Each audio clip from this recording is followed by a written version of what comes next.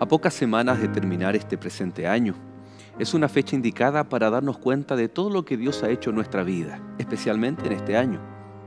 ¿Sabes tú que la adoración es respuesta a lo que Dios es, ha hecho, está haciendo y hará por cada uno de nosotros? La adoración a Dios por ser nuestro Creador, adoración a Dios por ser nuestro Salvador. Hoy vamos a ver aquí en Lecciones de la Biblia, en el capítulo número 11, la unidad en la adoración, o cómo la adoración es evidencia de que somos un pueblo unido. Por lo tanto, sé tú bienvenido a Lecciones de la Biblia y aquí comienza nuestro programa del día de hoy.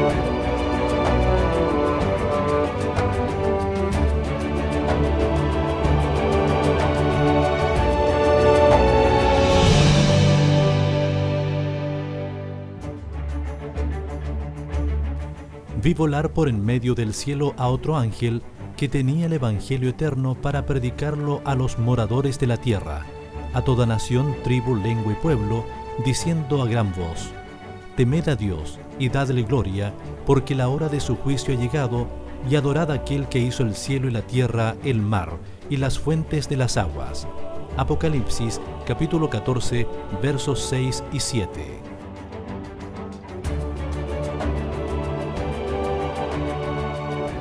Así como existen diversidad de iglesias, de denominaciones dentro del mismo cristianismo, también lamentablemente existen diferentes tipos de adoración.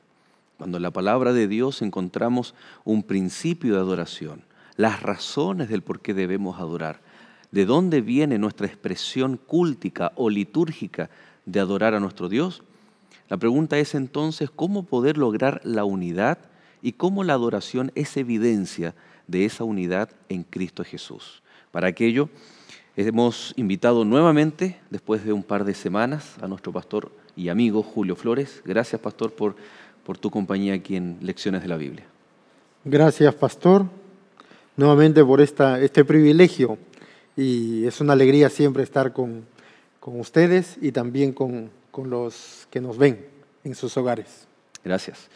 También está con nosotros Pastor Everantío, ¿no? Como toda esta temporada, pastor, ya queda poquito, ¿no? Queda poco, ha sido hemos un privilegio bastante. Compartir con nuestros amigos. Igual muy agradecido de haber participado de esta temporada. Bueno, como decíamos en el capítulo anterior, todavía no es la despedida, ¿no? Todavía tenemos tema que conversar acerca de esta linda temática que es la unidad. Para eso, Pastor Julio Flores, por favor, si nos diriges en oración. Gracias te damos, nuestro buen Dios. Gracias por tu palabra, porque nos guía, Señor, para cómo poder adorarte de acuerdo a como tú quieres y no como nosotros queremos. Y acompáñanos en estos momentos de abrir tu palabra. Te lo pedimos en el nombre de Jesús. Amén. Amén.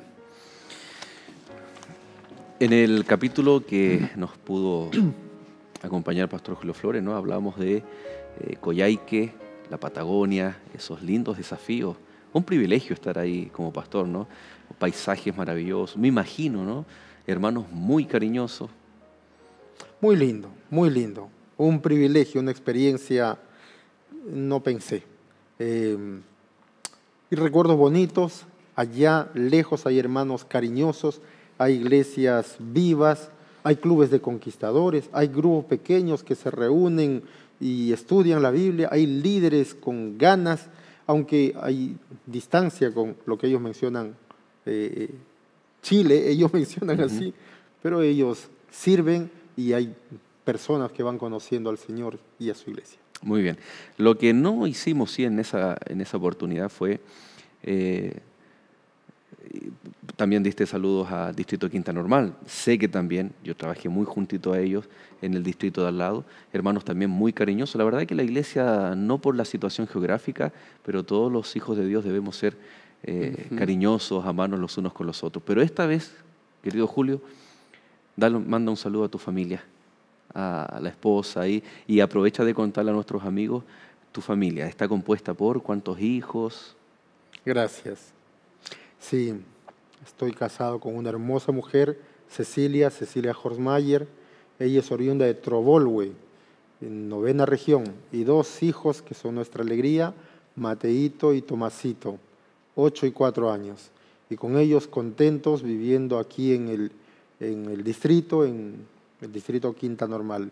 Y saludos para mi familia y mi familia en el Perú, en distintos otros lugares. Sí, eso no habíamos mencionado, ¿no? Nuestro pastor también es oriundo de Perú, pero con el corazón también ahí en Chile. Sí, muchos años. ¿Cuántos años ya en Chile?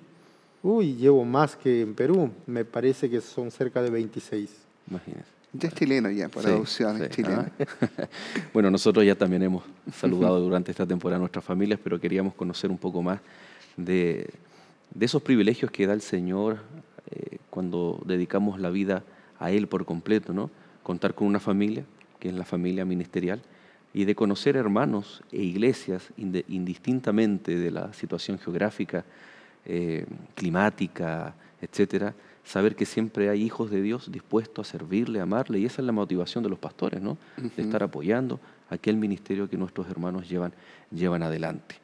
Y una de las cosas interesantes es que cuando hablamos de una iglesia a nivel mundial, hay expresiones culturales diferentes, ¿no? Pero la pregunta es, ¿qué es la adoración? ¿Depende de cada cultura? ¿Depende de cada iglesia? ¿Eso justifica el que hayan diversidad o diversas formas de adorar a Dios, o la Biblia presenta una sola? Cuando nosotros vamos a la palabra de Dios, descubrimos que la adoración es la respuesta positiva del ser humano frente a lo que el Señor es y hace. Es reconocer que el honor y la gloria pertenecen a Dios porque Él es el Creador, sustentador y Redentor. Esta expresión de adoración tiene expresiones a través del culto, expresiones cúlticas. Y aun cuando el principio es un principio macro, porque los principios son universales y eternos, fundamentados en la palabra de Dios, hay algunas expresiones tal vez que pueden tener alguna variación, pero el principio siempre es el mismo. Tal vez para aclarar algunas diferencias en cuanto a la adoración, algunas normas tal vez que podrían ser un poquito diferentes. Por ejemplo, en el caso de Moisés, para él, cuando él manifiesta la adoración ante Dios, cuando aparece esta teofanía de la zarza ardiente, él quita el calzado de sus pies, una muestra de su adoración, y se inclina ante él. Pero el principio es el mismo. Tal vez hoy día en nuestra cultura, como muestra de adoración, respeto y reverencia a Dios, no nos vamos a quitar el calzado, pero el principio, hay principios que son eternos, que son universales frente a la adoración. Y que es como, por ejemplo, en este caso, conducirnos con reverencia ante el Señor, no quitándonos el calzado de nuestros pies, pero sí siendo cuidadosos porque Dios está presente en ese lugar, ¿no? Exacto. Si me permiten, miren, cuando decimos la palabra adoración, no sé si van a estar de acuerdo en esto. Por lo general yo veo que percibo en personas que la adoración es lo cúltico solamente. La adoración es lo que hago, la liturgia. Es lo que hago en el templo, es en un programa, o en el espacio de culto. O en el espacio de culto. Eso es la adoración. Y si vamos hilando más fino, incluso solamente pensamos o podemos correr el riesgo de creer que es solamente la canción, es decir, la alabanza. Exacto. Claro. Esto es lo que percibimos, y en las personas está la adoración es esto. Pero la Biblia nos menciona que esa adoración y va mucho más allá. Y como dijo el pastor acá, es una respuesta. Y la respuesta es más que solamente en el momento, en el culto, en la liturgia, es toda una vida. Implica varios aspectos de nuestra vida. Así que pensando así... Es un estilo de vida realmente. Me viene a la mente un aspecto bastante práctico cuando Pablo dice, glorificad pues a Dios en vuestro cuerpo y en vuestro espíritu. Claramente allí entendemos que la adoración no se limita al acto del culto, aunque el culto igual incluye adoración, pero podemos glorificar y adorar a Dios incluso en nuestro cuerpo y espíritu que son de Dios. Pablo dice, ¿no?, en Tesalonicense, que todo lo que hagamos, cosas simples, cotidianas como el comer, el beber, debemos hacerlo para la gloria de Dios. Y cuando pienso en la palabra honra, por ejemplo, la honra tiene que ver con cómo yo reflejo, puedo decir, voy a hacer el ejemplo, yo honro a mis padres cuando yo manifiesto una respuesta, un reflejo de respeto a ellos. Cuando nosotros honramos a Dios, cuando le damos gloria, reconocemos su magnificencia, y no solamente en el momento de la liturgia, es en toda la vida. Como dijo Eber, es en nuestro vivir. Honramos y glorificamos en todo lo que hacemos. Hay un principio general que está en el Salmo número 29, verso 2, que dice, dad a Jehová la gloria debida a su nombre, adorad a Jehová en la hermosura de la santidad. Hay por allí una gama de cantos cristianos que no necesariamente por ser cristianos son de una genuina adoración a Dios. Por ejemplo, cuando el pronombre que se repite es el primer pronombre personal, singular o plural, ya no es una adoración genuina. Por poner un ejemplo, ¿no? Es que yo le canto a Dios, pero el punto focal de la adoración es mi situación, es mi problema. Entonces, cuidado con eso. Por ejemplo, no, un canto que puede decir, espérame Señor en la mañana. En vez, está hablando, es una adoración antropocéntrica. Exacto. Cuando nuestra adoración, el principio del Salmo 29 y de toda la Biblia, partir por ese principio transversal, es dad a Jehová la gloria debida a su nombre, es decir, en relación a lo que Él es, ¿no? Mucho cuidado con eso, porque nuestra adoración es hacia Dios, no es un camino a la inversa, de que es autorreferente. Es una adoración eminentemente teocéntrica. Generalmente tendemos a centrarnos en nosotros, en nuestra experiencia, pero la adoración tiene, como bien decía, el propósito de ensalzar a Dios. Y de ahí hay muchos cantos que cuando uno va sintonizando en la radio, bueno, antiguamente era así, ¿no? Con una perilla, ahora es con touch. Pero uno va sintonizando y de pronto una melodía hermosa, pero tú no sabes si es un canto para un enamorado, para un novio, para una pareja o para Dios. Entonces ahí hay que tener el cuidado con respecto a las expresiones de adoración cuando hablamos que tiene que ser Cristo o teocéntrico la adoración, ¿no? ¿Cuáles son los mayores argumentos que la Biblia presenta para adorar al Señor? Ya dijimos que es una respuesta, que tiene que ser cristocéntrico, pero ¿qué argumentos presenta la Biblia para expresar esta gratitud o esta respuesta a Dios? Bueno, si decimos que es una respuesta que, y la Biblia menciona, tener presente al Dios creador. Creo uno. Segundo, al Dios redentor. Si el ser humano reconoce al Dios creador, al Dios redentor, en su adoración, responde a eso, entonces creo que está bien en su norte. Creo que eso pienso. Sí, correcto. Vamos a profundizar de ahí, ¿no es cierto?, el concepto de creador y salvador, que está muy vinculado en los mandamientos, en la predicación final del Evangelio con el primer mensaje triangelical, ¿no? Pero vamos a Apocalipsis 4 y 5 especialmente. Ahí en el libro de Apocalipsis hay una adoración, una expresión de adoración a Dios, en donde los seres celestiales, cuando aparece Cristo como el Cordero recién inmolado, esta expresión es digno, eres, ¿no?, de recibir el rollo, digno eres. No vamos a hablar mucho del contexto, pero ¿qué nos dice ese contenido del himno en donde los seres celestiales adoran al Señor en esta escena maravillosa que es de la entronización de Cristo Jesús en Apocalipsis 5? Si leo Apocalipsis 4:11, dice: Señor, digno eres de recibir la gloria y la honra y el poder, porque tú creaste, yo subrayé en mi Biblia esto, tú creaste todas las cosas y por tu voluntad existen. Hay una creación y la palabra sería un sustento. No solamente creó, sino que aparte de crear, sostiene. Tú creaste y por tu voluntad existen. Creo que esa es la base. Y esta figura de respuesta por lo que Él hizo, lo que está haciendo, es lo que es la base de la adoración. Si nosotros adoramos a Dios, tenemos que pensar en Él como nuestro Creador, nuestro Redentor, y con nuestra respuesta a la gratitud.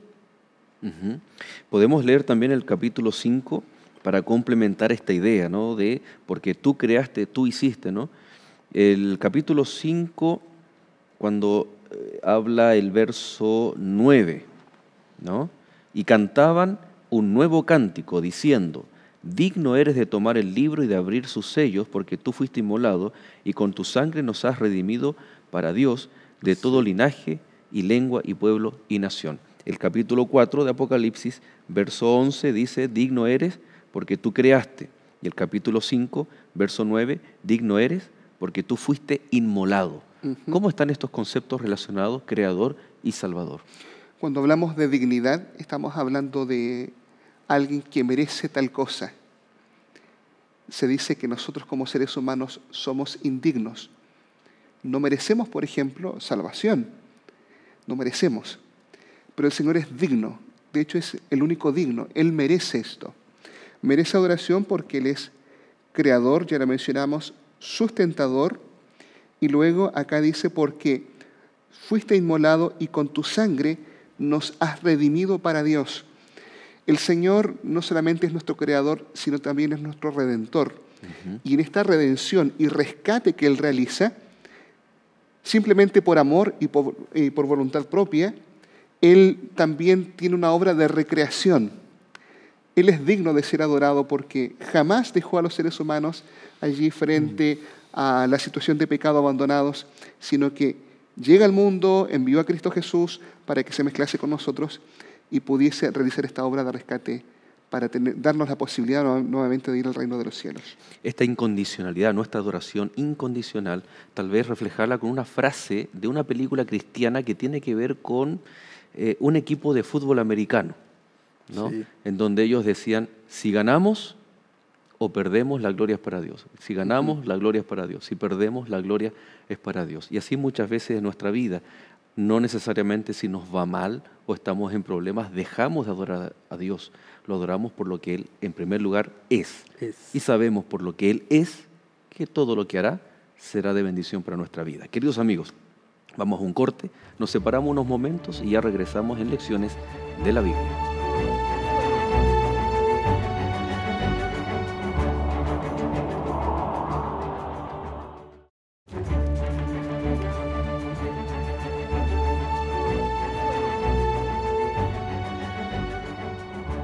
Sin duda alguna nos sobran los motivos para adorar a nuestro Dios en una adoración cristocéntrica, por lo que Él es, por lo que Él hace y por supuesto hará. Confiamos nosotros que hará muchas más maravillas en nuestra vida.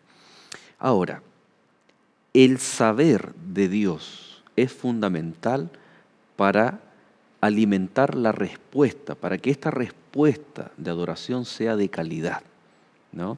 ¿De qué forma nosotros podemos saber más de Dios, conocer de su plan de salvación, su creación y todas las bendiciones que están disponibles para nuestra vida?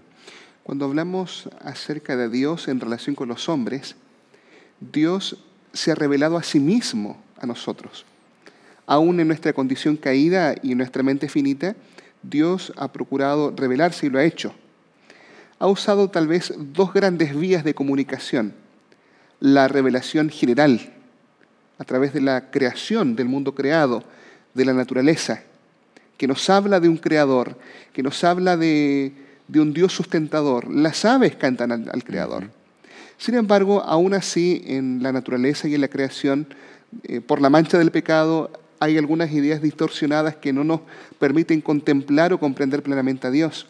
Y es por eso que el Señor dio también una revelación un poco más específica a través de su santa palabra. Su santa palabra nos enseña ahora y nos indica quién es Dios, qué es lo que hace y cómo espera que le adoremos, en qué condiciones, en qué contexto. Entonces, la revelación general ya nos habla de un creador que merece ser adorado, de un creador realmente sorprendente. Pero la revelación específica, como es la palabra de Dios, nos enseña ahora en términos prácticos cómo esto debe ejecutarse. Ahora, interesante que la palabra de Dios como revelación nos muestra al Señor. Muchas veces, y vuelvo a los comentarios del comienzo, ¿no? Vamos a cantar para adorar a Dios, se puede escuchar la frase.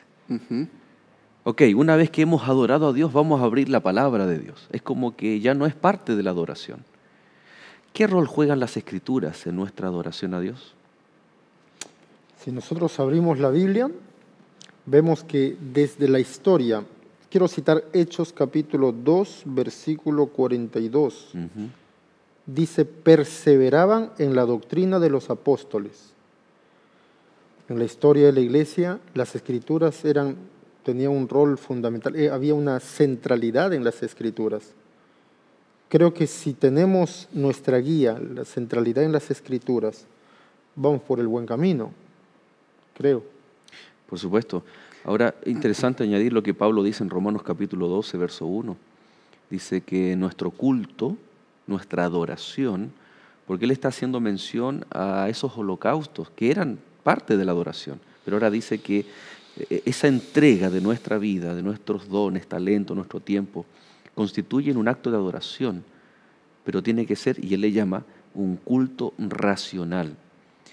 No está diciendo carente de sensibilidad o de emociones, sino que cuán importante es que al estudiar las Escrituras, nosotros encontremos no solamente los argumentos para adorar a Dios, sino también el medio para adorar a Dios. Cuando leemos, cuando oramos, cuando entramos en comunión con su palabra, estamos adorando también.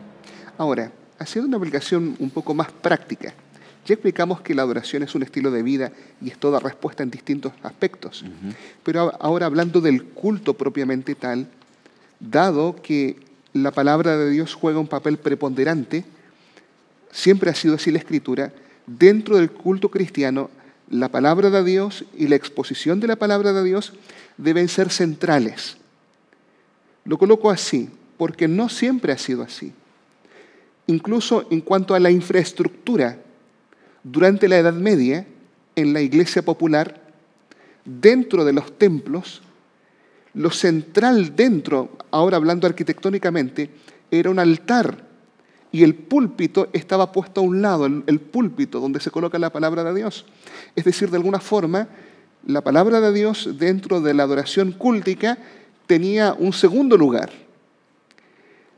Dentro de los templos protestantes, con la reforma protestante, el púlpito vuelve a ocupar un lugar central porque se comprende que dentro de la adoración cúltica, de la liturgia del culto, la exposición de la palabra de Dios juega un papel importante. Pero enfrentamos ahora otra dificultad. ¿Qué es lo que ocupa mayor parte de nuestros cultos? El alabar a Dios es importante, pero si tal vez solo cantamos, solamente contamos testimonios y dejamos a un lado la palabra de Dios, aun cuando en cuanto espacio el púlpito ocupa el lugar principal, no le estamos dando el lugar que la palabra de Dios merece. Y que muchas veces no se ve que es parte de la adoración, ¿no? Es una adoración integral, oraciones, ¿no? Adoración, alabanzas y también lo que es el estudio de la palabra de Dios. Interesante que una vida de obediencia a Dios, a sus mandamientos, es también una expresión de adoración.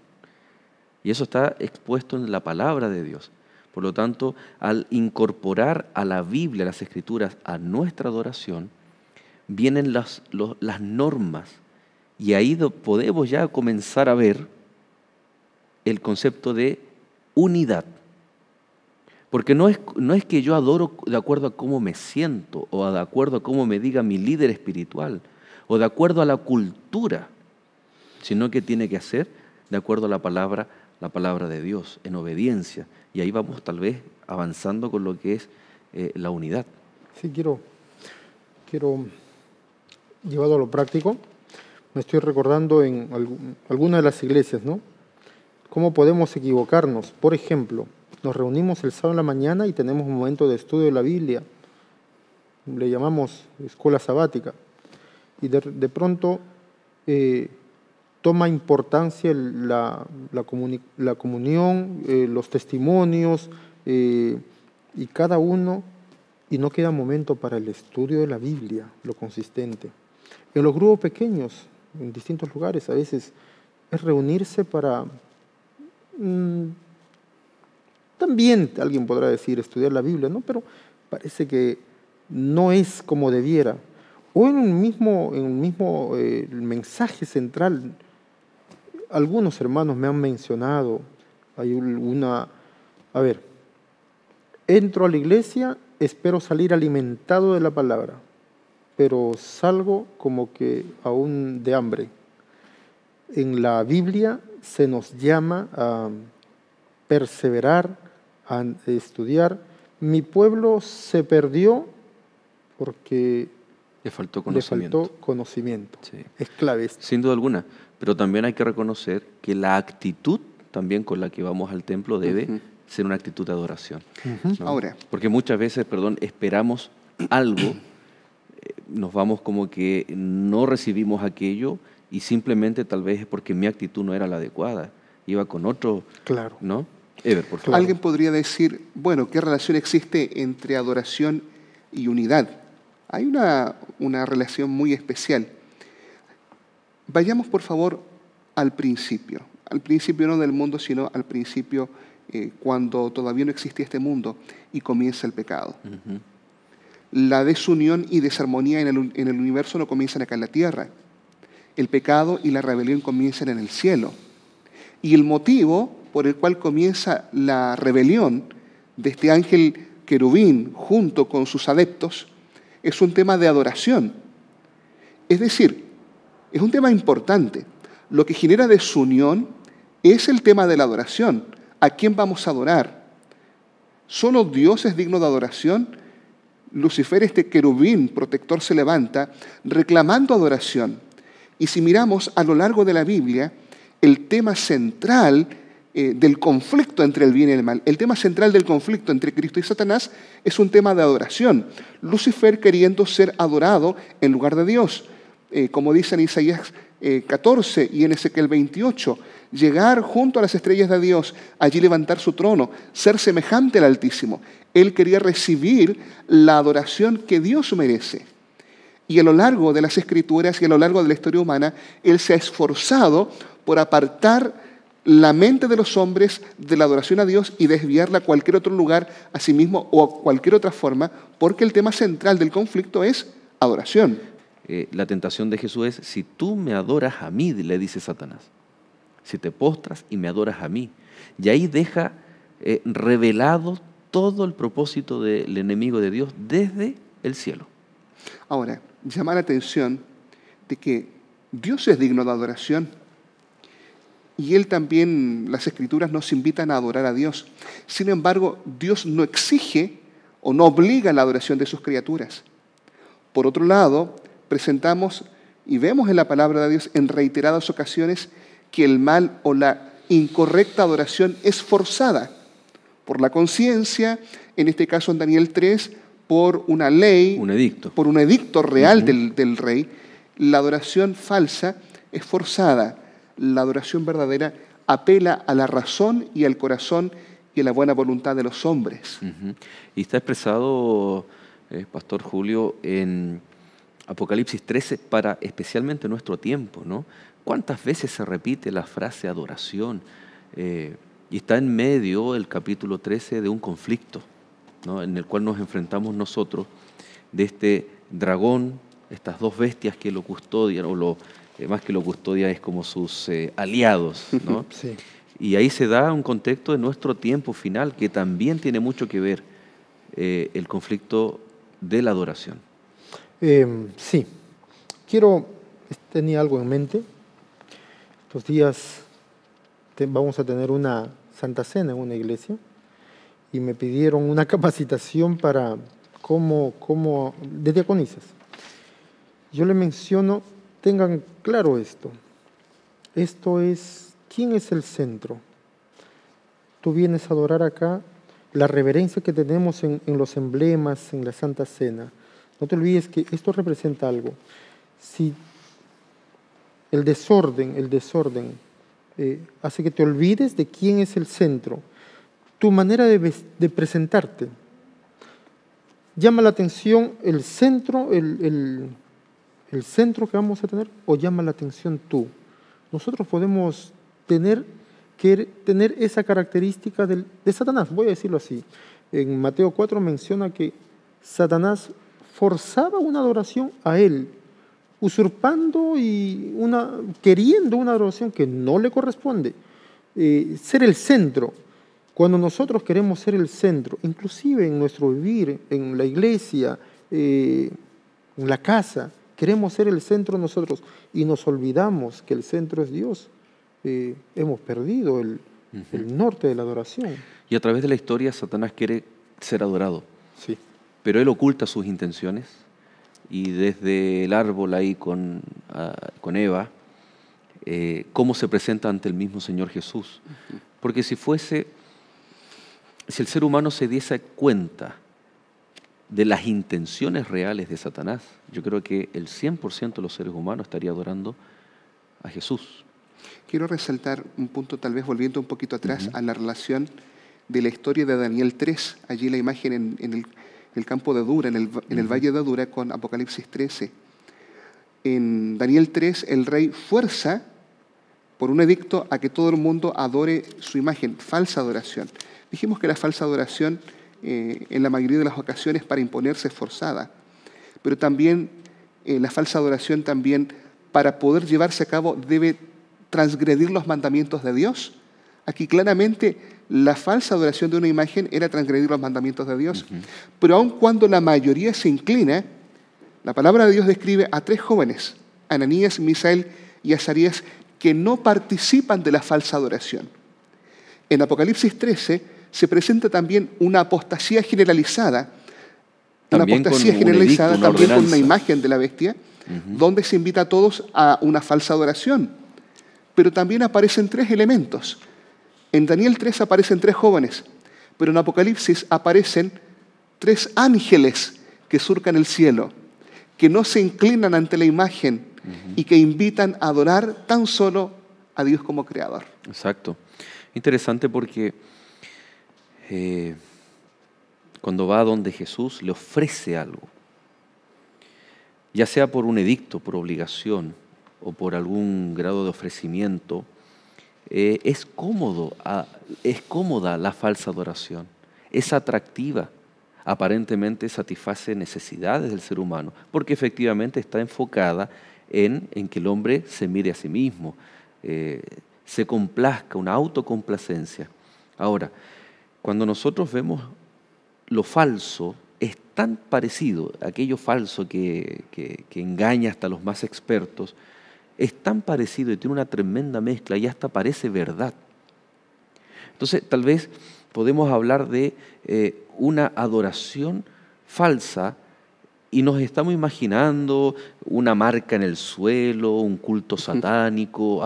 Esa es la falsa adoración. Pero cuidado, porque podemos estar creyendo adorar a Dios, a Cristo Jesús, pero por algunos detalles, en algunos aspectos, porque esa es la particularidad de lo falso, es engañar.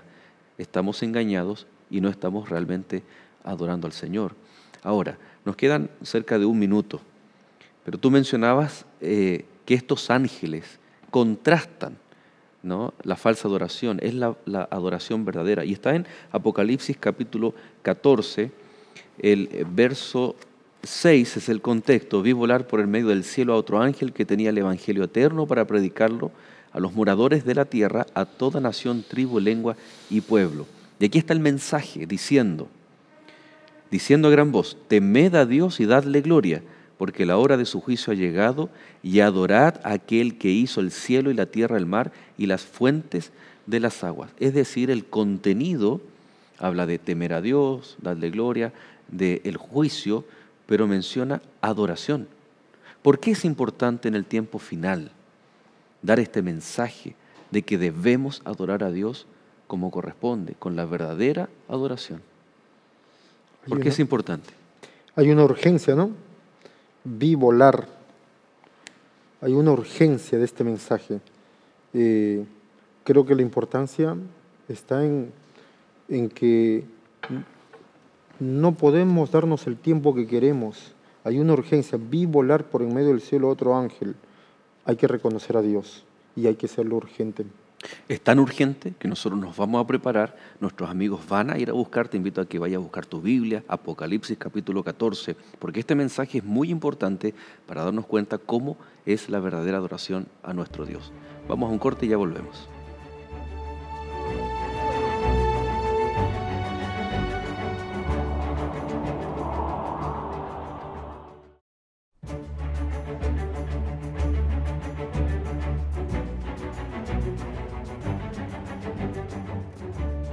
¿Te has preguntado dónde está Dios cuando llegan las tragedias?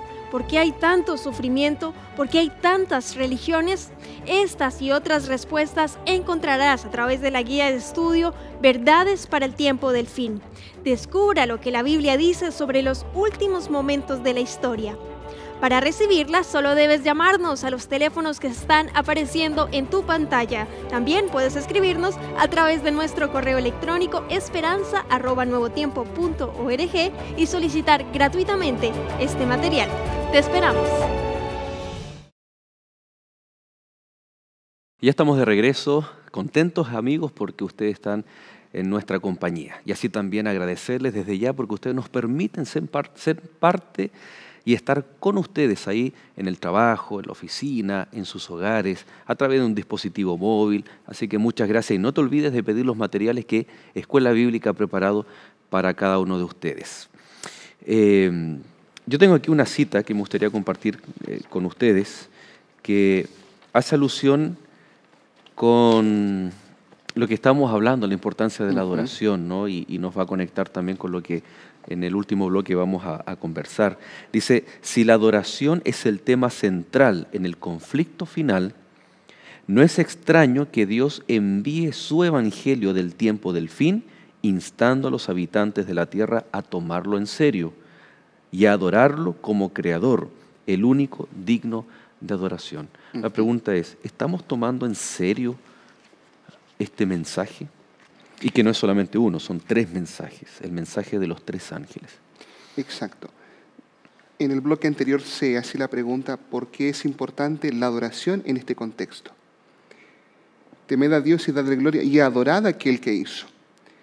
Hay un pasaje que es muy parecido a este, que está en Eclesiastés, capítulo 12, verso 13. Es muy parecido.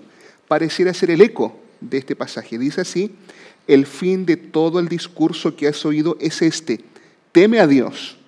Allá dice, temed a Dios, teme a Dios y guarda sus mandamientos. Cuando uno hace un estudio de la palabra temer, a menudo y en varios pasajes, la palabra temer a Dios va muy vinculado con guardar los mandamientos. Cuando uno lee en Deuteronomio, varias veces se repite el temer a Dios con guardar los mandamientos. Teme a Dios y guarda sus mandamientos, porque esto es el todo del hombre. Y da una razón, porque Dios traerá, futuro, toda obra a juicio. Teme a Dios, ¿por qué? Porque Dios traerá toda obra a juicio. Y ahora en Apocalipsis 14, 7, entendemos en el tiempo del fin, en nuestro tiempo, temed a Dios y dadle gloria. Nuevamente adorad al Señor. ¿Por qué? Porque la hora de su juicio ha llegado. Y ese adorar tiene que ver también, ese temer con guardar los mandamientos. Sin duda alguna. Es decir, se está invitando a que en el tiempo del fin se pueda temer a Dios de acuerdo con la enseñanza de la Biblia, guardando los mandamientos. Recordemos que la adoración es parte de esto, es una expresión, tal vez porque el mundo se ha olvidado de los mandamientos del Señor. En Mateo 24, el Señor Jesús dijo que la maldad aumentará, pero ese término maldad en griego es anomía, la ilegalidad, la transgresión abierta de los mandamientos de Dios en el tiempo del fin irá aumentando. Quiero subrayar la palabra temed.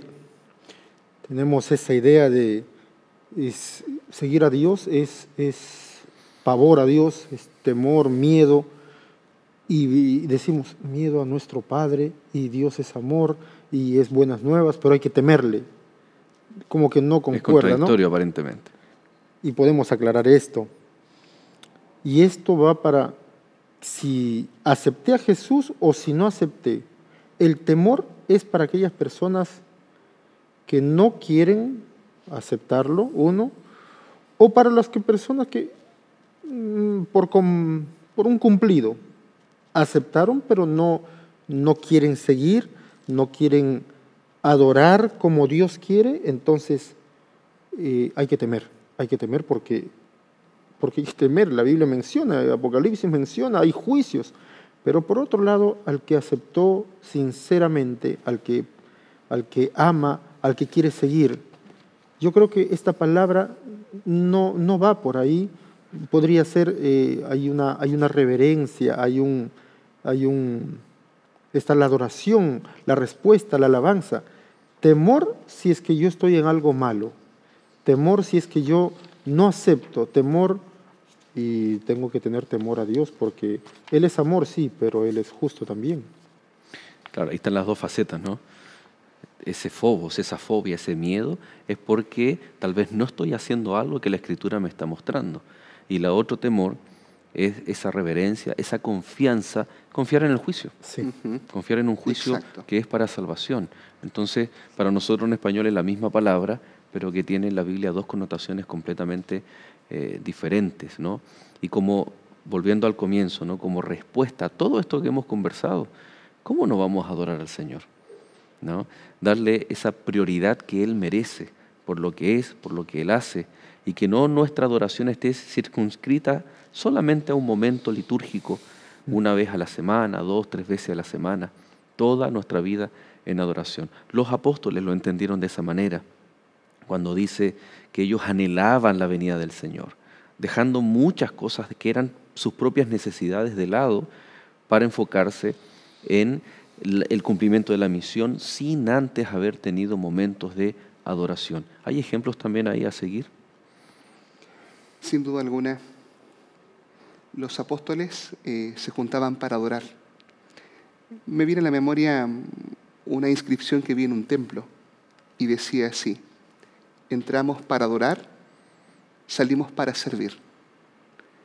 Bueno. El Señor, a través de estos mensajes, se invita a adorar, pero esta adoración está en un contexto de un proyecto misionológico. Hay una misión donde el mundo debe saber el tiempo en el cual se está viviendo y donde se restauran verdades para que aquellos que no conocen puedan ser encausados a adorar de acuerdo como el Señor presenta en su palabra. Los apóstoles a lo largo de su ministerio se esforzaron por presentar el mensaje del Señor. La adoración era práctica, no solamente circunscrita a un lugar, sino que ellos también animaban a que otros pudiesen adherirse a este grupo que esperaba el retorno de Cristo Jesús. Y es interesante que nos acordamos de este episodio cuando Pedro estaba encarcelado y la iglesia estaba orando.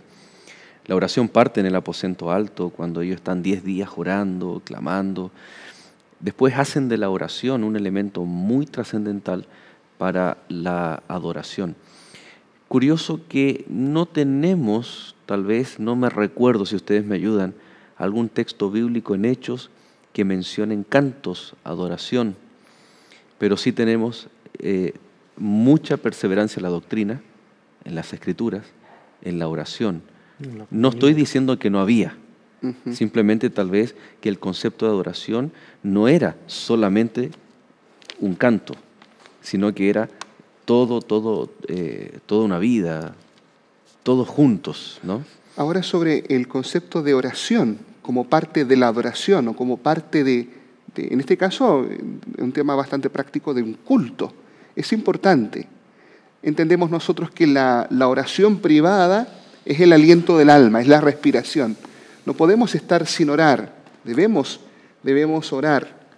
Sin embargo, la oración como parte del culto colectivo o de la adoración colectiva juega un papel muy importante. En Mateo, capítulo 18, verso 19, dice: otra vez os digo que si 2 de vosotros se ponen de acuerdo en la tierra acerca de cualquier cosa que pidan, les será hecho por mi Padre que está en los cielos. Es decir, hay una promesa especial cuando oramos congregados, cuando oramos en conjunto. Sin duda alguna, la iglesia cristiana era una iglesia que también participaba de la adoración orando. En la adoración se produce el siguiente fenómeno: a través de su palabra Dios nos habla, a través de las alabanzas y a través de la oración ahora nosotros respondemos frente a lo que Dios ha hecho. Interesante, Pastor Julio, ahí que para ir cerrando ya este capítulo, que la unidad sí tiene que ver mucho con la adoración, ¿no? Sí. Hechos 2:42 era un estilo de vida, gratitud. Ellos se reunían, y no solamente en los templos, sino en las casas se reunían para dar gracias, y eso ayudaba a la unidad. Está de la mano la adoración con la unidad. ¿Y de qué forma nosotros podemos vislumbrar que la adoración es un elemento que nos ayuda a unirnos aún más en términos prácticos dentro de esta profecía de que Cristo muy pronto viene, dentro de nuestra preparación? En la adoración encontramos elementos en común.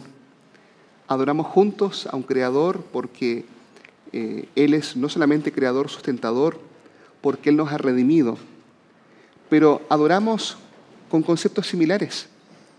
Adoramos en un tiempo especial porque hemos comprendido verdades respecto a la adoración y respecto a lo que Dios espera de nosotros, que tal vez en un tiempo estaban olvidadas.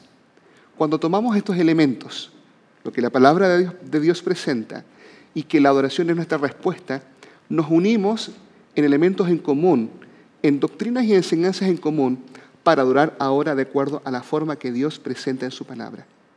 De esa forma, la adoración y la unidad llegan a ser un elemento que van muy, muy de la mano uno del otro.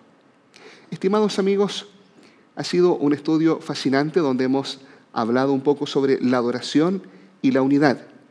Sin duda alguna, tú puedes seguir también estudiando sobre este tema en cada uno de nuestros templos e iglesias adventistas a lo largo de América o en otros lugares donde nos están sintonizando. Si quieres buscar una iglesia, entra a www.encuentreunaiglesia.org y allí, en un programa especial, podrás también continuar profundizando este estudio que hemos desarrollado en esta ocasión. Creo que ya el Pastor Joel está listo, esperando también para tener el resumen de lo que hemos presentado en este estudio. Pastor Joel, ¿qué nos tienes ahora para nosotros? Gracias, Ever. La verdad que el resumen de hoy es bastante simple.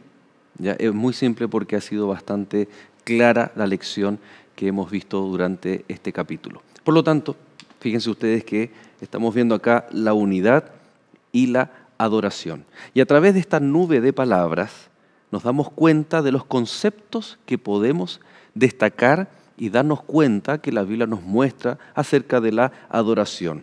El eje central, adoración. La adoración verdadera es hacia Dios, cristocéntrica o teocéntrica. Primer lugar, por lo que Él es.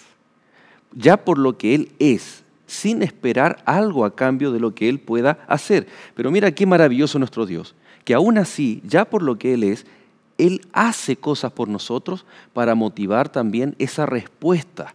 Milagros, oraciones respondidas, etc. Y también tener la certeza de que Él continuará en el futuro cuidando de ti. Él hará muchas cosas también. Nos encontramos que así como existe la adoración verdadera, está la adoración falsa, y que se constituye en el centro del conflicto. En tu decisión, decides adorar al Señor Jesús de forma correcta, entonces debemos temer a Dios. Y temer a Dios es conocerlo, es confiar en Él. Es por lo que Él hizo, creador, nos salva y debemos relacionarnos con Él a través de la Escritura. No es una relación mística, y también a través de la oración, así como veíamos, perseveraban los apóstoles en oración, en doctrina, en oración, en alabanza. Por lo tanto, ¿por qué tú vas a adorar a Dios? Va a ser una respuesta por lo que Él ha hecho, hará por ti y también, por supuesto, por lo que Él es. Interesante pregunta, Pastor Eber, para invitar a nuestros amigos. Muy bien. Me viene a la memoria un episodio allí en torno a la época del rey Herodes. Apareció una estrella en el oriente y magos del oriente fueron guiados buscando al Cristo, al Mesías. Llegaron y lo encontraron en un humilde lugar. Allí estaba María su madre con José. Pero la palabra de Dios describe que cuando tienen un encuentro con Jesús, la reacción de ellos fue arrodillarse y adorar a aquel niño rey, aquel niño salvador. Y entonces abrieron sus tesoros, oro, incienso y mirra. Cada vez que el ser humano tiene realmente un encuentro con Dios, o tal vez ha comprendido lo grande que es el Señor, la reacción natural que debiera haber como respuesta frente a esta revelación es la adoración. Aquel día los magos entregaron oro, incienso y mirra. Tú has conocido del Señor. Dios te ha hablado a través de su palabra. Si miras en tu vida, las páginas de tu vida, has podido ver cómo Dios ha sido bueno contigo. ¿Qué respuesta puedes dar? ¿No crees que tu adoración puede ser la mejor respuesta? Pero no es suficiente cantar, no es suficiente alabar al Señor.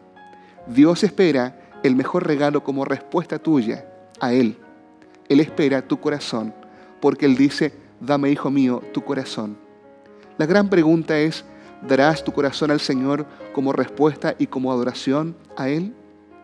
Si es así, ora conmigo para que juntos podamos decirle, Señor, toma nuestro corazón. Oremos. Padre eterno, te agradecemos, Señor, porque tú has querido revelarte a nosotros, porque a la luz de tu palabra hemos podido comprender lo grande y maravilloso que eres. Y en nuestra propia experiencia hemos podido ver, Señor, cuántas cosas has hecho. Y tal vez hay muchas cosas que ni siquiera las hemos percibido, pero tu buena mano ha estado con nosotros. Por sobre todas las cosas te alabamos, porque tú nos creaste, porque si aún estamos con vida, tú nos sustentas, y porque también, Señor, has provisto de una vía de escape de salvación, y porque también provees un lugar mejor, un cielo nuevo y una tierra nueva. Frente a todo lo que eres y has hecho, lo único que podemos hacer, Señor, es adorarte. Y en esta hora, junto con los amigos en la casa, queremos darte nuestro corazón. Es verdad, Señor, es inmundo y pecador, pero tómalo, Señor, es tuyo, transfórmalo. Ven a vivir por la fe en nosotros. Lo pedimos en el nombre de Jesús. Amén. Amén, Señor. Muchas gracias, Pastor Eber. Que Dios te bendiga. Nos vemos en el próximo capítulo. Okay. Pastor Julio, muchas gracias por habernos acompañado en 2 capítulos diferentes. Que el Señor bendiga grandemente tu familia y tu ministerio. Gracias, amigos, y gracias también a los que nos ven en sus hogares. Por supuesto, agradecemos a cada uno de ustedes, deseando que Dios te bendiga grandemente. Nos encontramos nuevamente en un próximo capítulo de Lecciones de la Biblia y continúa en compañía de Nuevo Tiempo, canal de esperanza.